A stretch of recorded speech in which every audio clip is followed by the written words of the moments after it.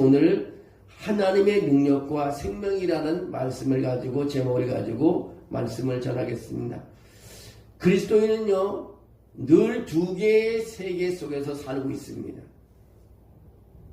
정말 때로는 우리가 하나님의 나라를 향하여 걸어가고 있지만 또 이 세상에서도 우리가 머물고 있습니다. 우리는 이 세상 한복판에서 살아가고 있습니다. 이 세상에 속한 존재는 바로 또 우리가 또 하나님의 나라의 한 구성원이 됩니다. 그래서 사람들은, 믿는 사람들이 이런 질문을 합니다. 도대체 우리는 이 세상에서 어떻게 살아야 합니까? 라고 질문합니다. 세상을 정죄하며 멀리해야 합니까? 아니면 세상과 똑같이 살아가야 합니까? 그래도 괜찮습니까? 라는 질문을 합니다. 오늘 본문 5장, 에베소 5장 1절에 14절은 이 질문에 대한 명확한 답을 우리에게 해주고 있습니다. 그리스도인은 세상 속에서 하나님의 능력과 생명으로 살아야 한다는 것을 우리에게 가르쳐주고 있습니다. 그래서 바울은 세 가지 분명한 삶의 방향을 제시해주는데 그 하나가 세상 속에서 하나님과 같은 사랑으로 살아가라고 말합니다. 또 하나는 세상 속에서 도덕적으로 순결한 삶을 살아라고 말합니다. 또 하나는 세상 속에서 빛의 자녀로 삼으라고 오늘 읽었던 에베소 5장 1절에서 14절에 그렇게 나와 있습니다. 먼저 첫 번째로 세상 속에서 하나님과 같은 사랑으로 살아라고 합니다. 어떻게요? 5장 1절에 보면 하나님을 본받는 자가 되라고 말합니다.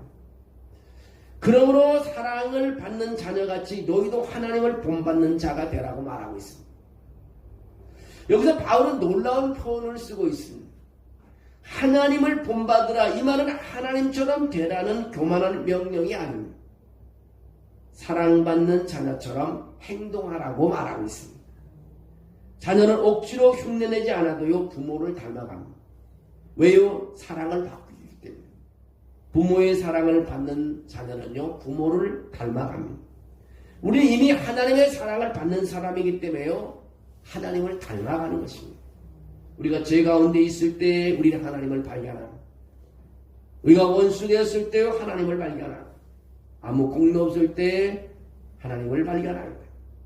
하나님은 우리를 버리지 않으셨습니다. 그 사랑이 우리의 삶의 기준이 되고 있습니다. 그래서 그리스도인의 세상에 대한 태도는 정죄가 아니라 사랑 고립이 아니라 하나님께 다가감이라는 것입니다. 그래서 그리스도의 사랑을 기준으로 삼으라고 말합니다. 2절에 뭐라고 말하냐면 그리스도께서 그 너희를 사랑하신 것 같이 너희도 사랑 가운데 행하라고 말하고 있습니다. 그 사랑의 기준이 분명해집니다. 내 감정의 기준이 아닙니다. 상대의 태도가 기준이 아닙니다. 오직 그리스도의 사랑이 기준이 되어야 된다는 것입니다. 여러분 요한복음 3장 16절에 하나님이 세상을 이처럼 사랑하사 독생자를 주셨으니 이는 저를 믿는 자마다 멸망치 않고 영생을 얻게 하십니다. 여러분 하나님은 얼마나 우리를 사랑했으면 아들을 십자가에 죽이기까지 했습니다. 로마서 5장 8절에도 그렇게 말합니다. 우리가 아직 죄인 되었을 때에 그리스도께서 우리를 위하여 죽으심으로 하나님께서 우리에 대한 자기의 사랑을 확증하셨느니라고 말하고 있습니다. 우리를 사랑하기 위해서 희생을 했다는 것입니다. 그들의 사랑은 어떤 사랑인가? 자신을 내어주는 사랑인 것입니다. 희생하는 사랑을 말하는 것입니다. 대가를 요구하지 않는 사랑인 것입니다. 그분은 우리를 위해 자신을 버리사 향기로운 제물과 희생 제물로 하나님께 드리셨습니다. 사랑은 말이 아니라 삶으로 표현해야 되는 것입니다. 말을 아무리 말해서 그 사랑은 몸으로 표현하고 삶으로 표현해야 합니다. 제가 오래 기도하기 위해서 돌아온 둘째 아들을 품는 아버지 사랑으로 우리가 기도하며 올 한 해를 우리가 정말 멋있게 크리스찬답게 살아가자고 하고 이번 주 설교를 저 제목으로 정했는데요. 둘째 아들이 아버지 재산을 다 나눠갖고 갔지만 결국 세상에서 승리하지 못하고 다 잃어버렸습니다. 근데 아버지는 재산을 다 잃고 돌아오는 아들을 그냥 받아 죽었다는 거죠. 오히려 아들이 돌아오길 기다리고 아들이 저기 있는 걸 보고 뛰어가서 안아줬다는 것입니다. 오늘 바로 하나님의 사랑이 그렇다는 것입니다. 하나님이 나를 사랑할까 말까 우리는 어떤 기준을 정하려고 그러지만 하나님의 사랑은 자신을 내어주는 사랑, 희생하는 사랑, 대가를 요구하지 않는 사랑이라는 것을 우리에게 보여주고 있습니다. 그리스도인은요, 세상 속의 자기 희생적인 사랑으로 하나님을 드러내는 사람인 것입니다. 바로 그게 그리스도인인 것입니다. 또 두 번째로는 어떻게 살아가야만 세상 속에서 도덕적으로 순결한 삶을 살아라고 오늘 5장 3절에서 7절에 그렇게 말하고 있습니다. 사랑의 삶에는 분명한 경계선이 있습니다. 사랑이라는 이름으로 모든 것이 허용되지가 않습니다. 성덕에 합당하지 않은 것들도 있습니다. 3절을 보십시오.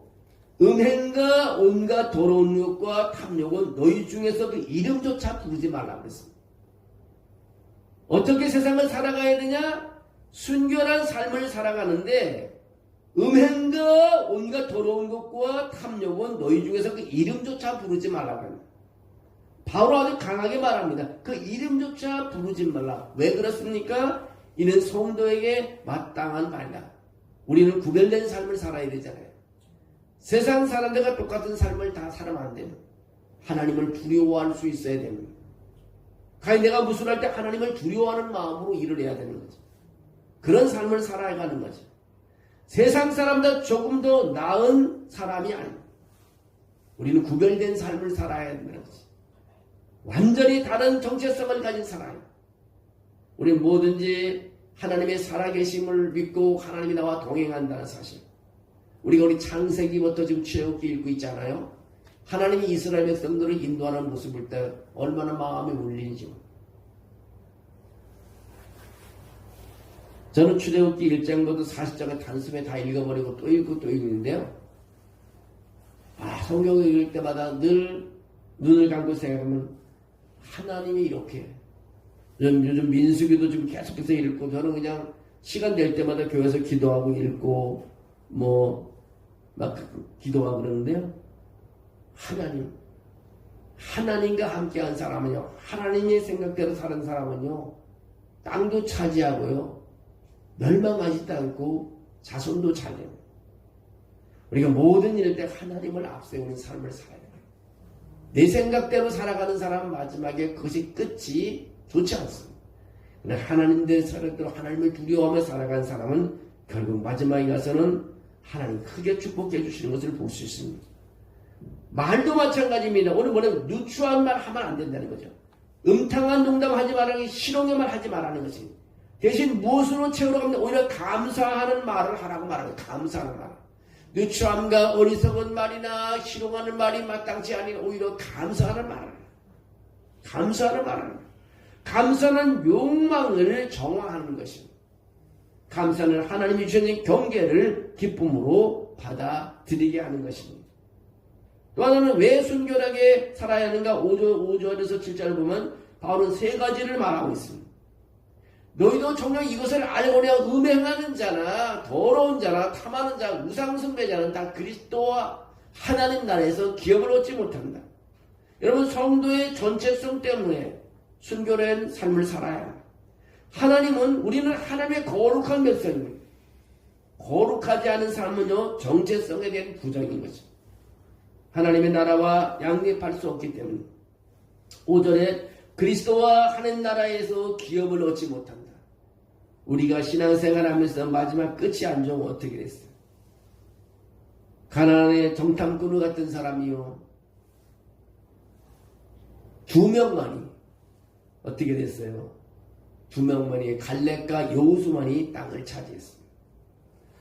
모든 사람들이 부정적으로 했습니다. 아무것도 얻지 못했습니다. 우리 생각이 하나님을 향한 생각, 하나님이 함께한다는 생각을 할 때 우리 하나님께서 하는 나라의 기업을 얻을 수 있고 우리 그리스도와 동행하여 우리는 모든 것을 이룰 수 있습니다. 우리 습관적인 부도덕은요, 구원의 열매가 없는 삶을 살아가게 됩니다.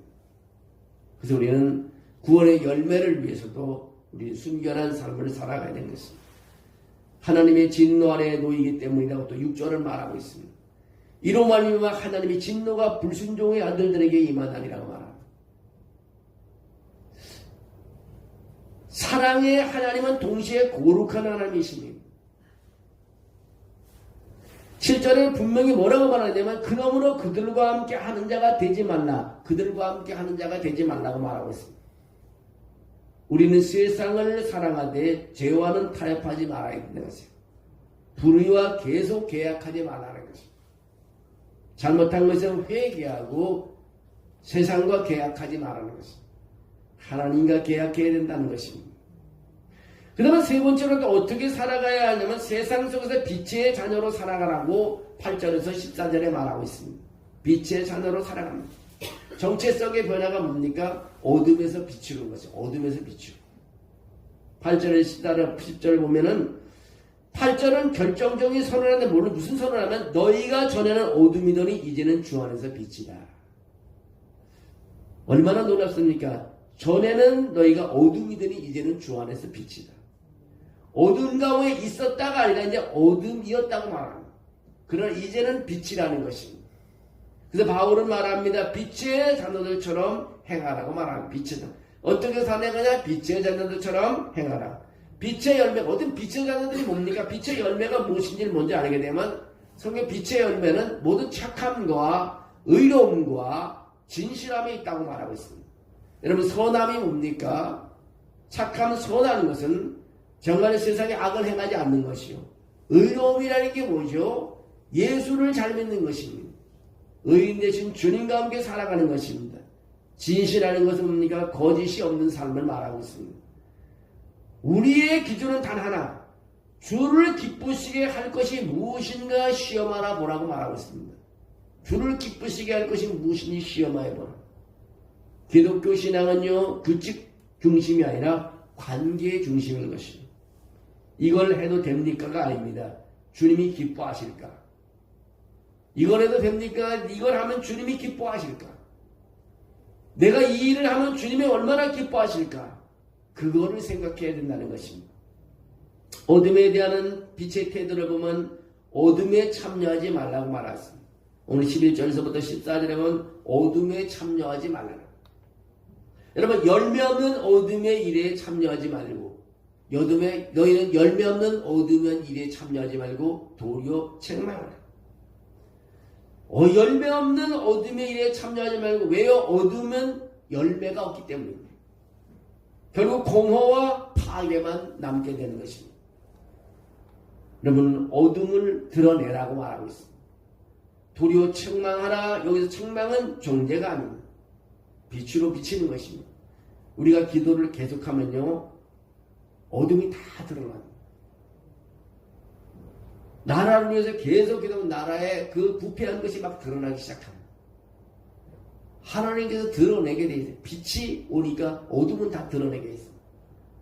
사람들이 뭐 잘못한 거 있으면 늘 하나님께 기도하게 되면 스스로 회개하지 않을 수가 없습니다. 드러나기 때문에 어둠을 드러내라고 말합니다. 책망보다 어둠을 드러내게 하는 것입니다. 빛으로 비치는 것입니다. 빛의 목적은 두 가지가 있는데요. 감추어진 것을 드러내는 것이 빛의 목적입니다. 또 드러난 것을 변화시키는 것이 빛의 목적인 것입니다. 그러면 14절은 그렇게 선포합니다. 14절에 보면 잠자는 자여 깨어서 죽은 자들 가운데서 일어나라고 말합니다. 그리스도께서 너에게 비추이시니라고 말하고 있습니다. 이 말씀은요 믿는 자에게는 영적 각성의 외침이며 믿지 않는 게는 구원의 초청입니다. 여러분 우리 삶 속에 정말로 깨어나는 것이 참 중요한 거죠. 우리가 잠자고 있다 그러면 우리는 깨어나야 돼요. 우리는 또 죽은 자들 가운데서 일어났어. 그래서 너희에게 비추시노라. 우리가 빛을 받은 모든 것은 생명을 얻기 때문에 생명 있는 사람들은 다 일어나게 돼 있습니다. 우리는 세상에서 도망치는 사람이 아닙니다. 우리는 세상을 닮는 사람도 아닙니다. 우리는 세상을 비추는 사람인 것입니다. 사랑으로 우리는 다가가고요. 거룩으로 지키며 빛으로 변화시키는 것입니다. 우리가 반사되는 그리스도의 빛이신 그리스도를 우리가 믿게 되면 우리가 그리스도의 반사를 할 수 있다는 우리가 사람들에게 세상 사람들에게 빛을 비춰주는 역할을 할 수 있다는 것입니다. 여러분, 오늘 에베소 5장이 말하는 세상 속에서 하나님의 능력과 생명으로 사는 길입니다. 5장은 그렇게 말합니다. 우리 모두가 빛의 자녀로 이 세상을 살아가며 너희 빛이 사람 앞에 비치게 하여 그들로 너희 착한 행실을 보고 하늘에 계신 너희 아버지를 찬양하게 하라고 말합니다. 우리가 정말 빛 가운데 살면서 우리 빛이 세상 사람들에게 비춰질 때 어떻게 돼요? 우리가 하나님의 자녀인지 알고 모두가 하나님을 찬양할 수 있다는 것을 가르쳐주고 있습니다. 우리 빛의 자녀로 살아가야 됨을 우리에게 가르쳐주고 있습니다. 우리가 어떻게 세상을 살아가냐고 빛의 자녀로 살아가라는 것입니다. 우리는 어둠의 자녀들이 아니라는 것입니다. 빛의 자녀들이라는 것입니다. 그래서 여러분 삶 속에 항상 빛의 자녀들과 만날 때, 여러분이 사랑을 할 때 그들에게 그들의 사랑을 전하고 그다음에 진리를 전하며 생명을 전하게 될 때 여러분을 만나는 사람들이 영혼이 회복되는 그런 역사, 그 삶에 바뀌어지는 역사가 있게 되는 것입니다. 오늘 우리 삶 속에 내 모습이 사람들을 실속케 해서는 안 되는 거죠. 정말 사람은 완전할 수 없지만 그러나 우리 할 수 있는 대로 그리스도를 닮아가는 삶, 굉장히 중요한 것입니다. 그럼 오늘 세 가지를 우리에게 가르쳐주고 있는데 그것이 뭐냐면 세상 속에서 하나님과 같은 사랑으로 살아라고 말하고 있고요. 또 하나는 세상 속에서 도덕적으로 순결한 삶을 살아가라고 말하고 있고요. 또 하나는 세상 속에서 빛의 자녀로 살아가라. 어떻게 사느냐? 사랑을 전하면서 순결한 삶으로 빛의 자녀로 살아가라고 오늘 우리에게 가르쳐주고 있습니다. 우리 삶 속에, 여러분 삶 속에도 크리스찬의 삶 속에서 어떻게 사는가 걱정이 아니라 바로 그리스도의 사랑, 하나님이 주신 그 사랑을 이웃에게 전할 수 있어야 되고 또 우리의 순결함을 구별된 삶을 사람들에게 보여줘야 되고 그 다음에 빛의 자녀로서요 우리 복음을 전하며 우리 생명을, 그리스도의 생명을 전하며 정말 우리 주의 사랑, 그런 믿음을 가지고 사람에게 복음을 전하며 살아야 함을 우리에게 가르쳐주고 있습니다. 그래서 예수님이 산상수훈에서 너희는 빛과 소금이 되라고 말하고 있어요. 빛과 소금이 되라. 세상 속에 이끌려가는 사람이라 세상을 바꾸어주는 사람이 되라는 것입니다. 그래서 우리가 한 사람을 전도하게 된다면 그 기쁨이 얼마나 넘치겠어요. 내 가족 한 사람을 그리스도에 인도했다고 하면 천국에서 큰 상을 얻을 거예요. 정말 사람을 실족시키는 일이 하지 않겠다. 그래서 우리가 끊임없이 기도하고 바울도 그래서 첫 번째는 유대인들에게 복음을 전하고 유대인들이 복음을 받아들이지 않으니까 그 다음에 이방인에게 복음을 전했어요. 제일 첫 번째는 우리 가족들에게 복음을 전하고 가족들이 아무래도 복음을 받아들이지 않으면 그 다음에 이제 방향을 바꿔서 이웃들에게 복음을 전해야죠. 그것이 바로 우리 바울이 복음을 전도했다는 그런 방법인 것입니다. 할 수 있다면 우리가 옆에 있는 사람들, 가족들을 위해서 전도하는 일에 최선을 다해야 돼요. 그래도 안 들으면 할 수 없이 우리는 또 이웃들에게 복음을 전하며 또 뭐 문화가 다른 지역에 가서 복음을 전하고 또 이웃들에게 복음을 안 들으면 복음을 알지 못하는 다른 나라에 가서 언어도 다르고 문화가 달라서 복음을 전하는 그것이 하나님께서 우리에게 주신 사명임을 우리는 깨달을 수 있습니다. 오늘 여러분 삶 속에 귀한 말씀, 하나님의 능력과 생명이 항상 우리에게 있다는 것입니다. 하나님 능력은 항상 우리에게 머물러 있기 때문에 내가 하면 하나님 능력이 나타나는 것이고 내가 전하면 그 생명이 전달되게 되어 있습니다. 여러분 농부가 씨앗을 땅에 뿌릴 때 무슨 힘이 있습니까? 그런 생명의 씨앗을 땅에 뿌리게 될 때요. 그 살아있는 씨는요, 생명이 있는 씨는 발화가 돼서 싹이 나고 줄기가 나서 열매를 맺잖아요. 누구를 통해서요? 그 농부를 통해서. 바로 우리가 그런 사역인 거죠. 우리가 하나님의 능력, 우리는 움직일 수 있는 능력, 하나님의 능력, 생각, 그런 방향, 그것을 가지고 우리가 가지고 있는 복음을 이웃에게 심는 일, 한마디 한마디를 전달할 때 복음이 심겨질 때 저들에게 생명의 역사가 있다는 사실을 가르쳐주고 있습니다. 오늘 우리가 어떻게 살아갈까를 생각했습니다. 사랑, 우리 선결한 삶, 그 다음에 빛의 삶으로 살아감을 가르쳐주고 있습니다. 여러분 모두가 그런 삶으로 칭찬받는 삶이 되기를 주의 이름으로 축원합니다. 사랑이 많으신 하나님 감사합니다. 믿음을 따라 여기까지 오게 하시고 주님을 찬양하게 하심을 감사합니다. 늘 힘들고 어렵지만 우리가 주님이 원하는 삶을 살아가면서 기도하며 찬양하며 예배하면서 주변 사람들을 변화시키게 도와주시고 내가 변화시키는 게 아니라 하나님께서 그렇게 변화시켜 줄 줄로 믿습니다. 주님을 바라보고 나아갈 때 어려운 문제도 해결받게 하시고 아버지 고통당하는 질병에서도 해방되게 도와주시고 또 아버지 하나님 사람들과의 관계도 회복되는 놀라운 역사가 있게 도와주시옵소서. 내가 내 힘대로 하려고 하지 말고 하나님을 의지하고 걸어가는 우리의 삶이 되게 도와주시옵소서. 주님이 도와주셔야 내가 거룩한 삶을 살고 구별된 삶을 살 줄 믿습니다. 주님이 함께 하셔야 내가 빛의 삶을 살 수 있을 줄로 믿습니다. 주님이 나와 함께해야 내가 주의 하나님의 사랑을 전할 수 있는 줄 믿습니다. 나는 연약해서 할 수 없지만 하나님의 능력이 머물므로 할 수 있을 줄로 믿습니다. 그런 삶으로 살아가는 우리 모두가 되도록 축복해 주시옵소서. 예수님의 이름으로 기도합니다.